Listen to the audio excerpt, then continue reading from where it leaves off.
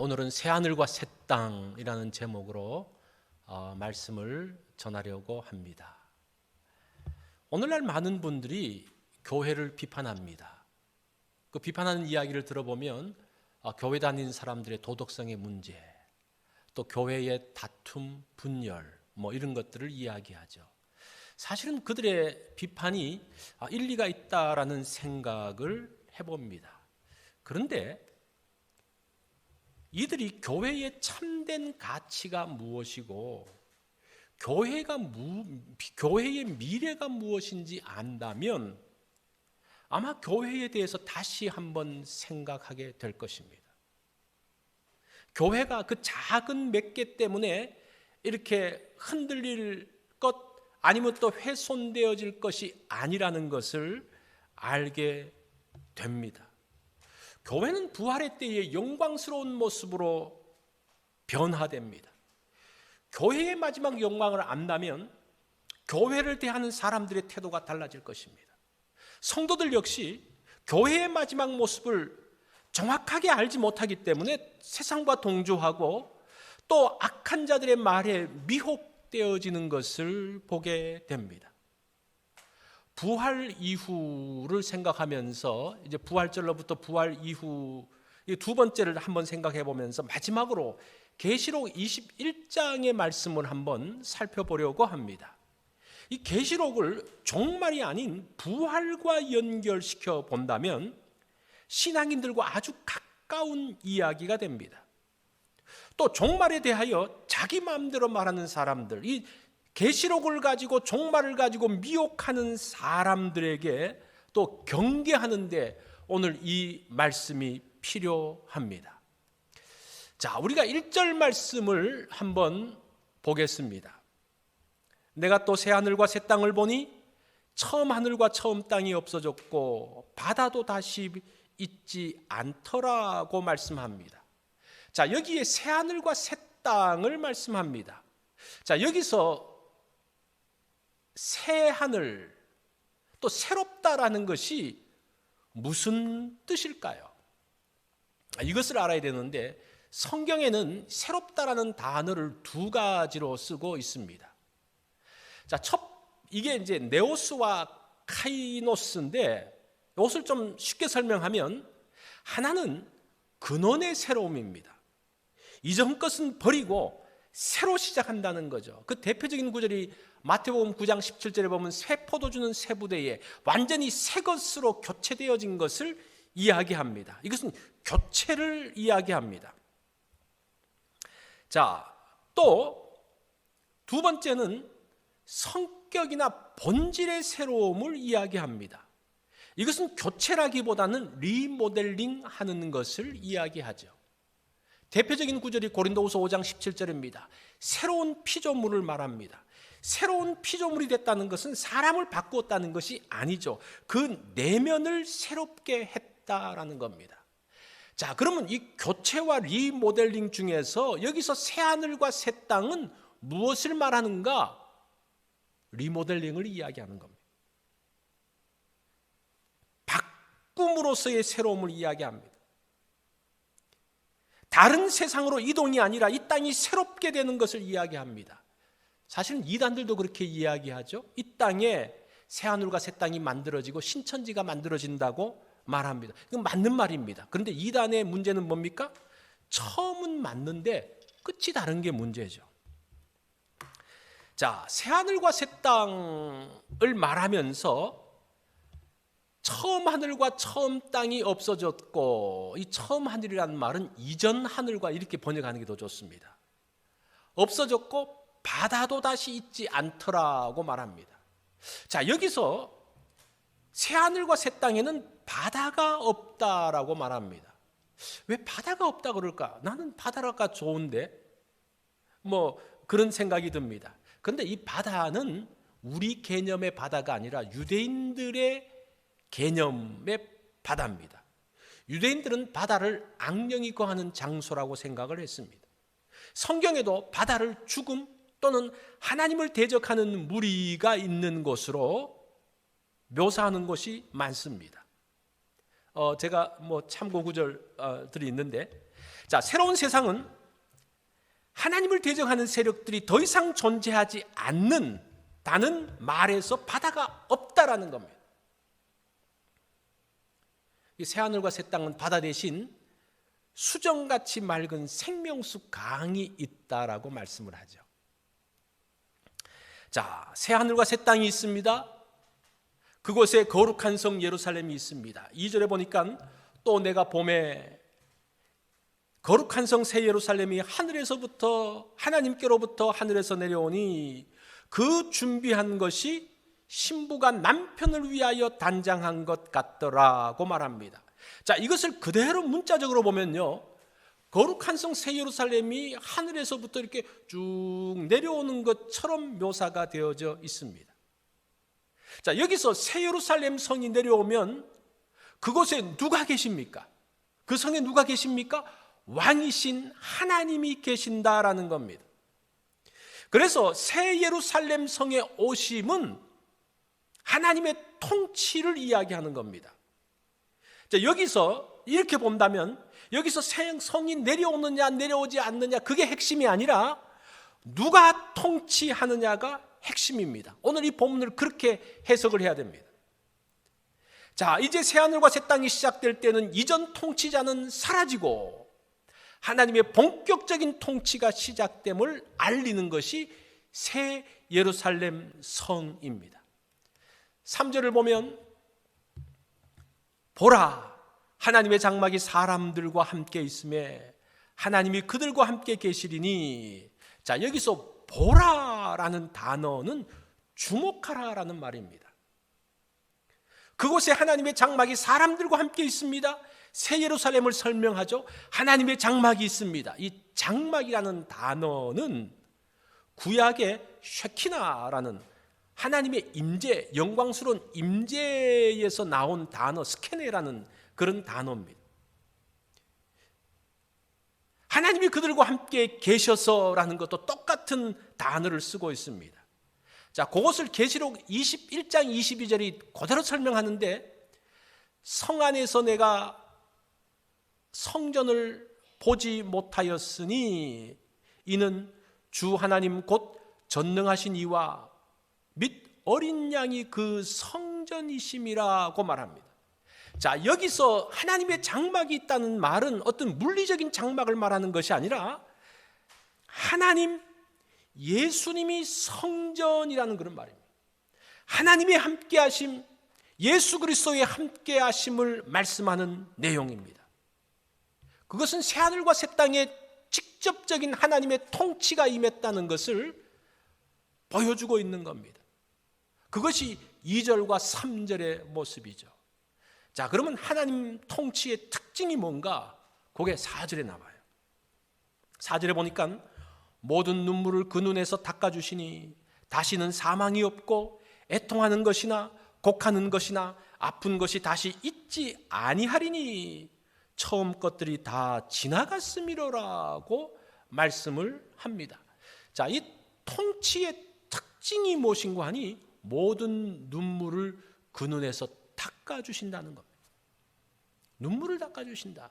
눈물은 고통의 절정입니다. 깊은 아픔을 보여주고 있습니다. 사실은 이 눈물은 그런 면에서 억울함입니다. 억울함으로 인한 고통, 슬픔을 이야기하는 겁니다.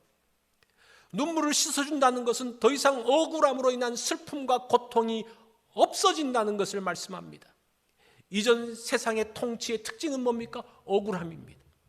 얼마나 억울한 사람들이 많습니까? 얼마나 그것 때문에 눈물을 흘린 사람들이 많습니까? 그 눈물을 누구도 씻어주지 못합니다. 씻어준다고 따라가 보니까 그들은 사기꾼이고 다 모사꾼입니다. 오히려 등쳐먹으면서. 그래서 더 억울했습니다. 새로운 세상은 부당한 대우를 받는 사람이 없다는 겁니다. 이게 하나님 통치의 특징이에요. 그래서 억울한 사람이 없습니다. 이 말은 내가 좋을 대로 된다는 말은 아니에요. 정의로운 세상, 공평한 통치가 이루어지는 것을 이야기하는 겁니다. 이렇게 하면 많이 들어본 이야기죠. 지도자들이 이런 말을 많이 하면 나는 정의로운 세상을 만들고 공평하게 통치하겠다. 그러나 그렇게 말하지만 누구도 정의롭게 공평하게 하지 못합니다. 그러나 이제는 달라졌습니다. 왜냐하면 처음 것들이 지나가고, 이 처음 것들이라는 말은 이전 것을 이야기하는 거예요. 이전 것들이 지나가고 새로운 시대가 되었기 때문입니다. 자, 그런 하나님 통치의 모습을 또 하나 2절에서 또 보여주고 있는데, 그 예루살렘 성을, 하나님의 통치를 신부가 남편을 위하여 단장한 것 같더라라고 설명을 하고 있습니다. 이 결혼식장에 가보면 아름답지 않은 신부가 없어요. 신부들이 다 아름답습니다. 저희 딸 아이가 이제 결혼할 때 결혼식장에 가보고 제가 깜짝 놀랐어요. 우리 아이가 이렇게 예뻤나? 신부가 다 그렇게 예쁜, 눈부시게 아름다운 그 모습, 그것이, 자, 하나님의 통치가 이전에 경험해보지 못했던, 이번에 한 번도, 이전까지는 한 번도 보지 못했던 그 아름다움, 그 놀라움, 그 경이로움이 하나님 통치의 모습이라는 겁니다. 하나님이 다스리는 세상이 이처럼 놀랍고 복되다는 것을 말씀하고 있습니다. 자, 계시록 21장 1절로 8절의 구조를 제가 잠깐 좀 말씀을 드리려고 합니다. 그러면 여러분들이 오늘 본문을 좀 더 쉽게 이해할 수 있는데, 1절과 2절은 요한이 본 겁니다. 요한이 뭘 봤습니까? 새 하늘과 새 땅, 새 예루살렘을 보죠. 3절과 4절은 천사가 하는 말입니다. 거룩한 성 새 예루살렘이 내려오는, 거기서 하나님이 통치하신다. 그 성에서 하나님의 통치가 있다라는 겁니다. 그리고 5절부터 8절은 하나님이 직접 하시는 말씀입니다. 내가 만물을 새롭게 하겠다는 그런 말씀이죠. 자, 그러면 하나님께서 새롭게 하실 세상이 어떤 것인지 하나님으로부터 직접 들어볼 필요가 있습니다. 5절에 보니까 보라, 내가 만물을 새롭게 하노라. 새롭게라는 단어가 위에서 새 하늘, 새 땅이라고 말할 때하고 똑같은 단어입니다. 카이노스로 그 성격과 본질이 바뀌는 것을 이야기합니다.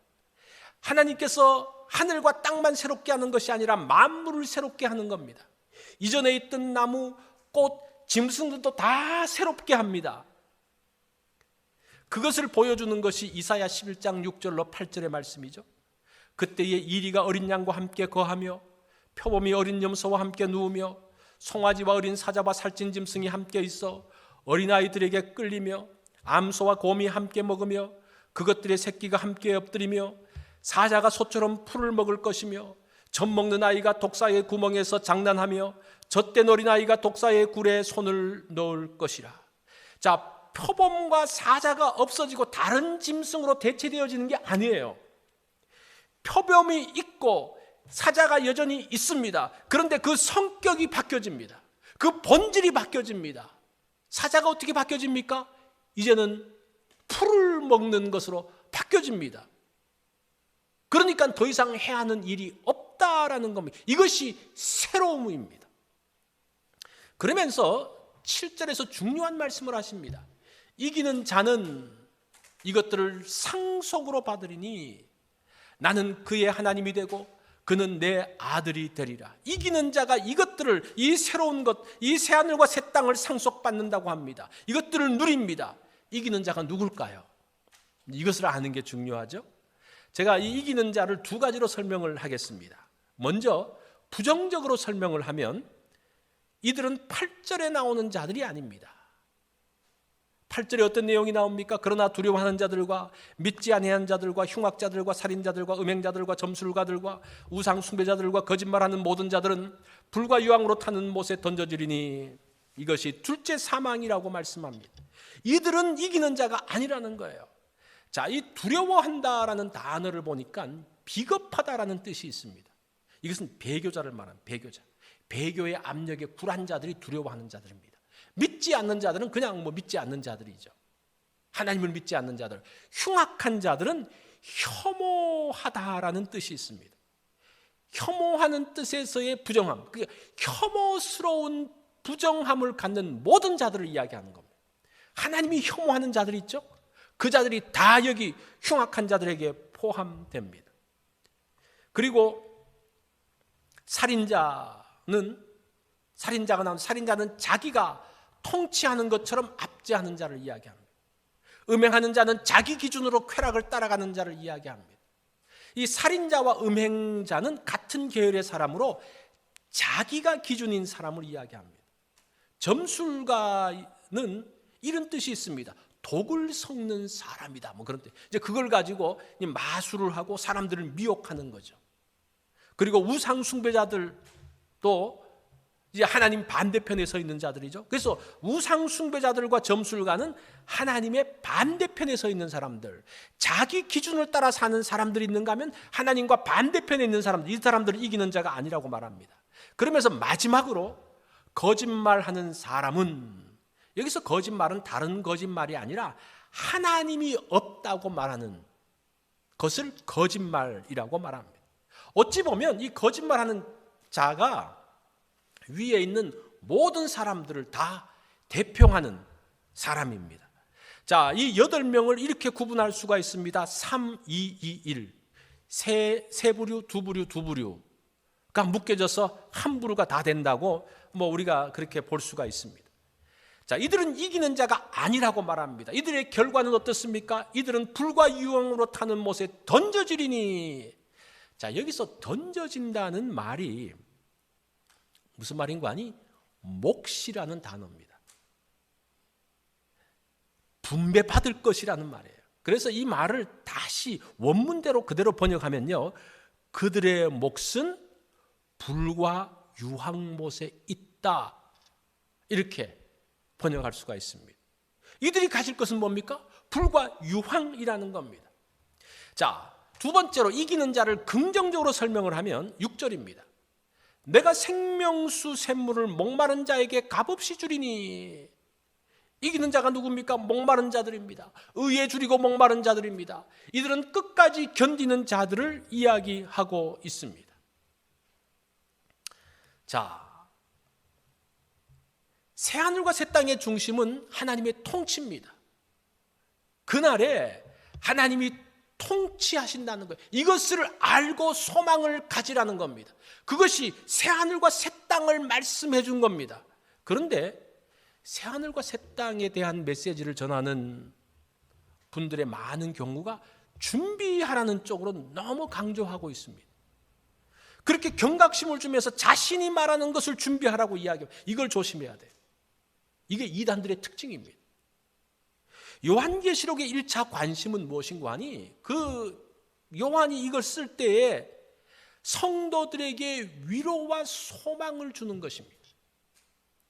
그 믿음을 지키기 위해서 그 로마의 압제 가운데서 힘들게 신앙생활하는 사람들에게 위로하고 격려하고 소망을 주는 거예요. 두렵게 만드는 것이 계시록의 목적이 아닙니다.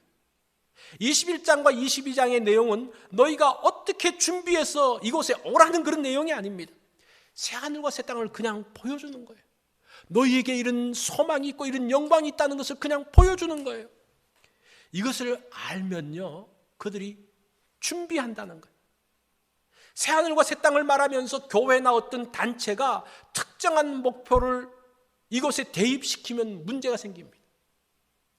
그 첫 번째가 이 날이 언제가 될 것이니까 우리한테 와야지 구원받을 수 있어, 그렇게 말하는 사람의 특징입니다.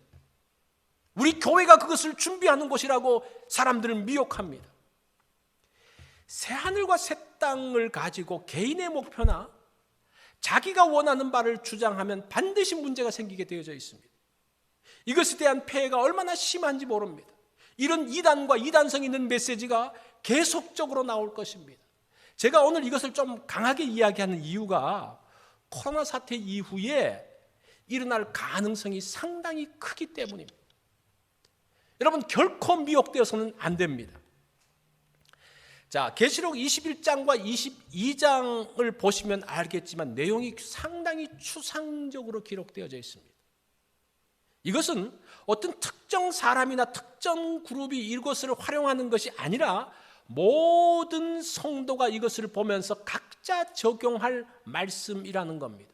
그것이 계시록의 관점입니다. 마지막 때가 되었다면서, 이제 마지막이 다가왔다면서 성도들을 두렵게 하거나 위협하는 것은 본문의 의도에서 벗어나는 겁니다. 소망을 주는 겁니다. 하나님의 영광을 보여주는 겁니다. 하나님 말씀은 하나님의 의도하신 바대로 받아야 됩니다. 그곳에 내가 원하는 것을 집어넣어서는 안 됩니다. 마지막 때의 영광을 우리가 바라보며 오늘을 견디고 우리가 믿는 것에 대한 확신을 가지고 나아가야 됩니다. 각자가 그것을 해야 됩니다.